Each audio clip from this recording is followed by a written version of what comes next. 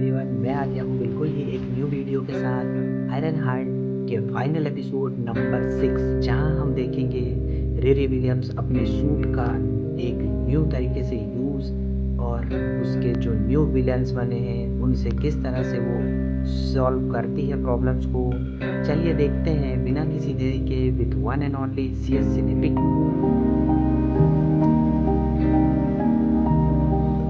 Six start होता है, Parker Robins का वही फ्लैशबैक दिखाया जाता है जिसे हम सभी ने एपिसोड 4 के स्टार्टिंग में देखा था। और उस फ्लैशबैक के अंदर हमने यह देखा था कि पार्कर रॉबिन्स और उसका कज़न जॉन दोनों एक बंगले में गए होते हैं और वहाँ पर पैसे चोरी करने की कोशिश करते हैं, लेकिन वहाँ पर जैसे ही गार्ड उन पर बंदूक तानता है वैसे ही जॉन उसे बंदूक से गोली मार देता है। लेकिन इसके बाद ही यहाँ पर बाकी सारे गार्ड्स आने लगते हैं और इसलिए जॉन पार्कर को वहाँ से जल्दी से निकालने के लिए कहता है एंड वो उससे कहता है कि वो जल्दी से यहाँ से निकले और मेरी चिंता ना करे, मैं बाद में आ जाऊँगा। जो सुनकर पार्कर जल्दी से वहाँ से बाहर निकलता है और भागते सीधा एक टनल में आ जाता है, लेकिन वहाँ पर उसे पीछे से काफ़ी सारे गार्ड्स देख लेते हैं और इसलिए वो लोग भी जल्दी से पार्कर का पीछा करके उसी टनल में पहुँच जाते हैं।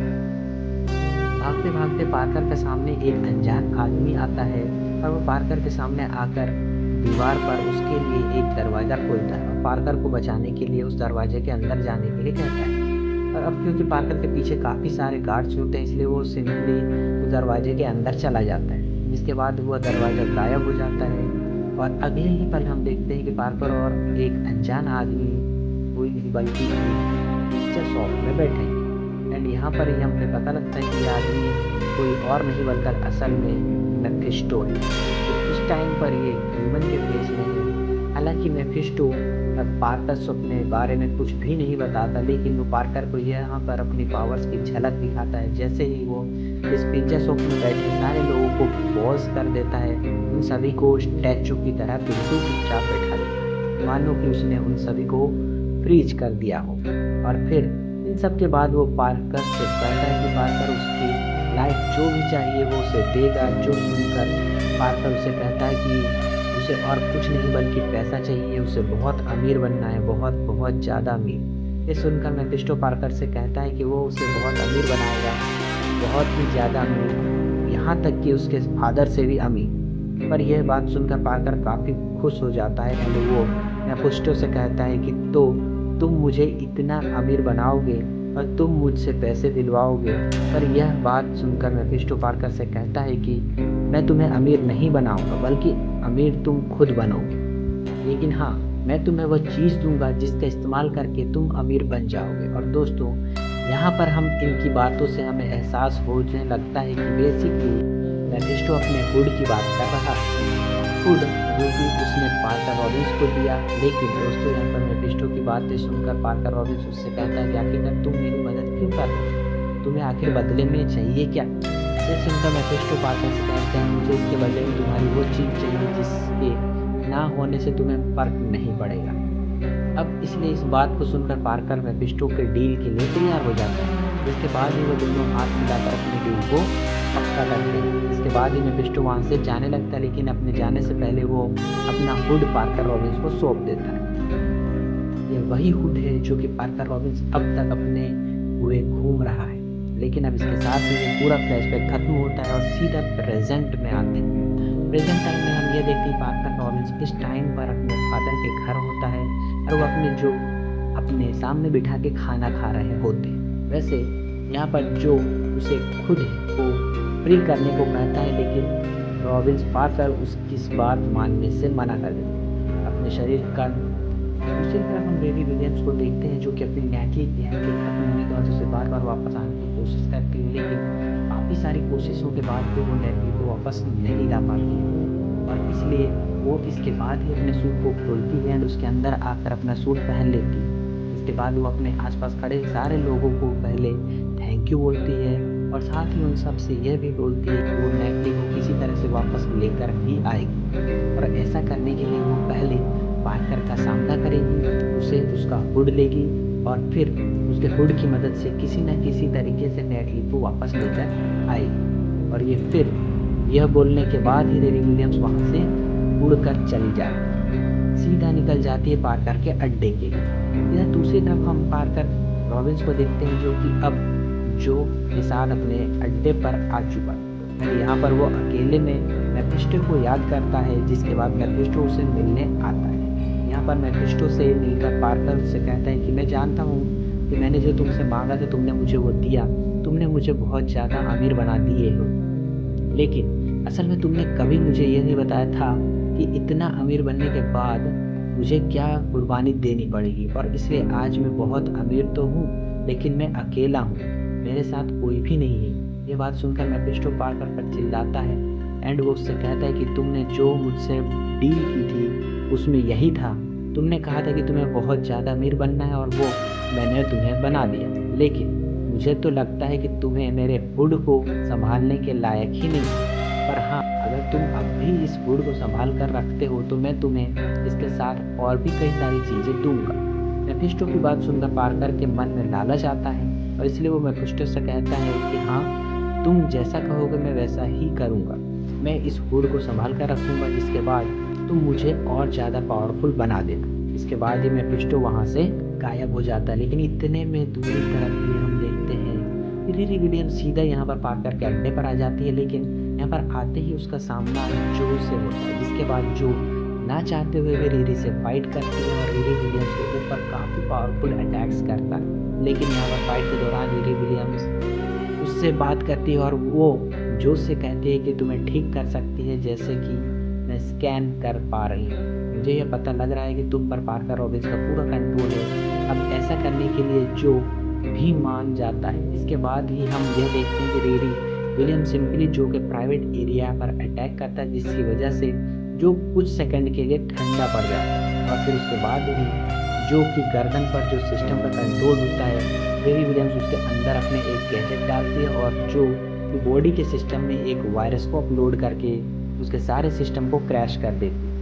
एंड फिर वो उसकी बॉडी के सारे सिस्टम को रीसेट कर देती है ताकि जो की बॉडी का पूरा कंट्रोल जो के पास आ जाए।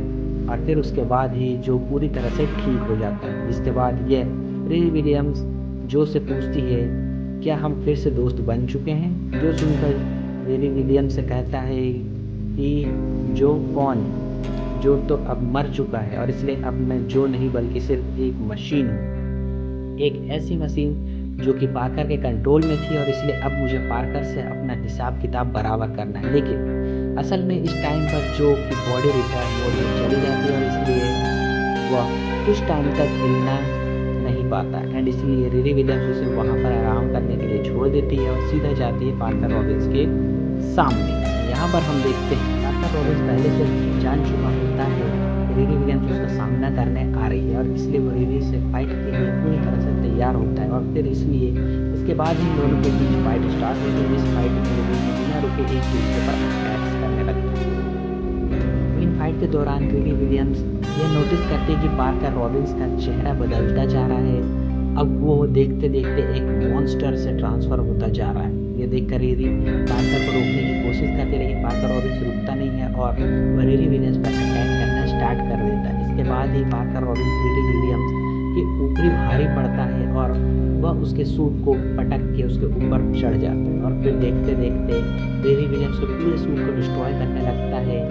बट ये देखकर रिरी विलियम्स अपने सूट के इमरजेंसी प्रोटोकॉल सिस्टम को स्टार्ट कर देती है, जिससे वजह से अगले पल वहाँ पर बहुत ही बड़ा ब्लास्ट होता है। फिर जैसे इस ब्लास्ट का धुआं हटता है वैसे ही देखते हैं कि रिरी विलियम्स बिल्कुल सही सलामत है, लेकिन उसके इमरजेंसी प्रोटोकॉल सिस्टम की वजह से उसके सूट ने उसे बाहर निकाल दिया और वो पार्कर रॉबिन्स के साथ ब्लास्ट हो गया, जिसकी वजह से रिरी विलियम्स का सूट तो तबाह हो गया, लेकिन अगर पार्कर रॉबिन्स की तो वो बिल्कुल सही सलामत होता है। और इसलिए वो देखते देखते रिरी विलियम्स के सामने आता है एंड उसके सामने बंदूक तान देता है। इसके बाद ही पार्कर अपनी घर से अपनी गन से रिरी पर शूट करता है, लेकिन अगले पल पार्कर रॉबिन्स तो ये पता लगता है कि असल में वो रिरी विलियम्स नहीं बल्कि उसके द्वारा बनाई गई एक होलोग्राम है।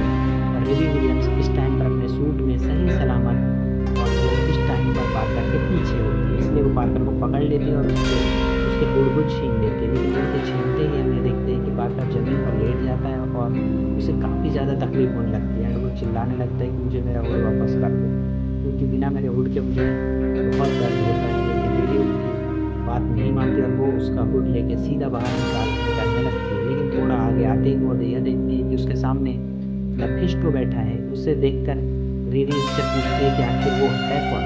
जिस पर मेफिस्टो रीरी से कहता है कि वो मेरे साथ बैठे हैं और ये बैठकर मेरे साथ खाना खाएं। लेकिन अगले पल हम यह देखते हैं कि मेफिस्टो अपने जादू से रीरी विलियम्स को उसके सूट से बाहर निकाल देता है और उसके सामने उसके पूरे सूट को गायब कर देता है। जिसके बाद ही रीरी भी ये समझ जाती है कि यह आदमी और कोई नहीं बल्कि शायद ये वही जादूगर है जिसने रॉबिन्स को उसका हुड दिया था, और फिर इसलिए वो उसके सामने बैठकर उससे बात करना स्टार्ट करती है। लेकिन इसके आगे रीरी मेफिस्टो से कहती है कि आखिर तुम्हें मुझसे क्या चाहिए। जो सुनकर मेफिस्टो रीरी विलियम से कहता है कि असल में मैं तुम्हारे जैसे लोगों की मदद करता हूँ। तुम्हारे जैसे मतलब कि वह लोग जो बहुत ही टैलेंटेड होते हैं, बहुत ही हार्ड वर्किंग होते हैं और अपनी लाइफ में बहुत कुछ अचीव कर चुके होते हैं। बहुत टाइम से तुम्हें नोटिस कर रहा हूँ, इसलिए आज मैं तुम्हारी मदद करने आया।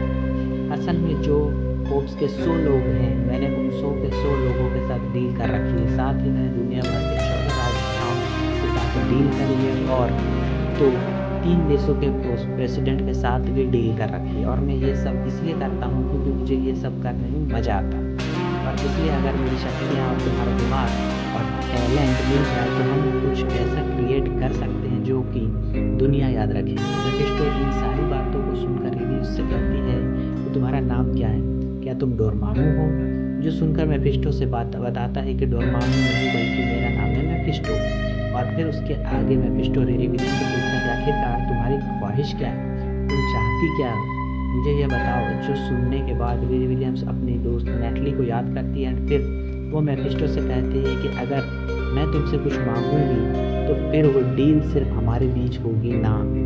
जो सुनकर मेफिस्टो कहता है कि हाँ, डील सिर्फ हम दोनों के बीच होगी। और फिर इसके बाद ही रीरी विलियम्स मेफिस्टो से डील करती है एंड उससे हाथ मिलाती है। इसके कुछ टाइम बाद ही यह देखते हैं कि रीरी विलियम्स की दोस्त यानी कि नेटली वापस से जिंदा हो जाती है और वो सीधा रीरी के सामने आती है। लेकिन अपने सामने नेटली को देखकर रीरी को पहले ऐसा लगता है कि शायद से वो एआई है, लेकिन जब वो उसे टच करती है तब उसे पता लगता है नेटली असल में वहाँ पर आ चुकी है। और ये इसलिए रीरी विलियम्स अपनी दोस्त नेटली को गले लगाती है, जिसके बाद उसे पता लगता है कि अब उसकी दोस्त नेटली सच में जिंदा हो चुकी है। बट अब रीरी विलियम्स को यह नहीं पता कि उसने मेफिस्टो के साथ डील करके कितनी बड़ी गलती की है, क्योंकि अब मेफिस्टो के डील में उसे इसके क्या कुर्बानी देनी पड़ेगी ये जानती भी नहीं। लेकिन और ये एपिसोड 6 यहीं पर एंड हो जाता है। एपिसोड 6 एंड होने के बाद हम पोस्ट क्रेडिट सीन देखते हैं जहाँ पर हमें रॉबिन्स को दिखाया जाता है जो अपनी मदद करवाने के लिए जाता है। जेल्मा से कहता है जो एक जादुई चीज़ की ज़रूरत है, ऐसी जादुई चीज़ जो सिर्फ मुझे तुमसे मिल सकती है। लेकिन फिर इसके बाद यह पोस्ट सीन में ख़त्म हो जाता है।